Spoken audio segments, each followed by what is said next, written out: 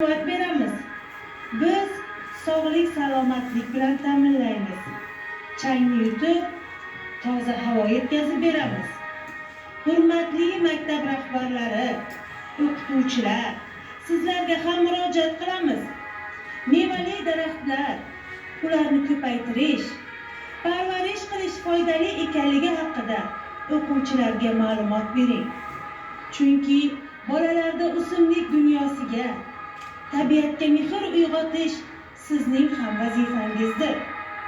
Biz daraxtlar sizlarning ilmingiz va tarbiyangizga ishonamiz.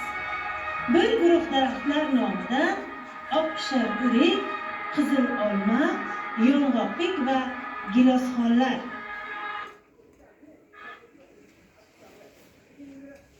Bu gaplarni maktab rahbariyatiga darrov aytmasam bo'lmaydi. Maktab rahbari tomonidan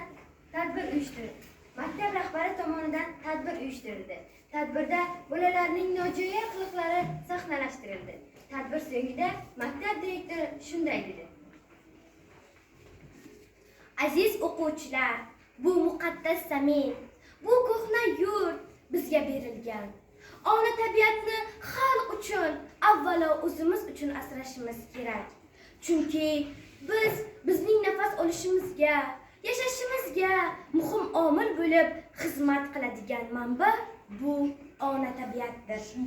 Agar biz suvni iflos qilib, iflosgarchilikka yo'l qo'ysak, daraxtlarni sindirib, nobud qilsak, tabiatga zarar yetkazib, tabiatning muvozanatini buzib qo'yishimiz mumkin. Agar muvozanat buzilsa, turli tabiiy ofatlar, to'fon, yog'ingarchilik, kuchli shamol va zilzila kelib chiqadi. Bundan qanchadan qancha kishi zarar ko'radi. Tabiatga zarar yetkazmaslik qonunlarimizda, konstitutsiyamizda ham bitilgan. Aziz o'quvchilar, ona tabiatni asrash biz uchun ham farz, ham qarzdir.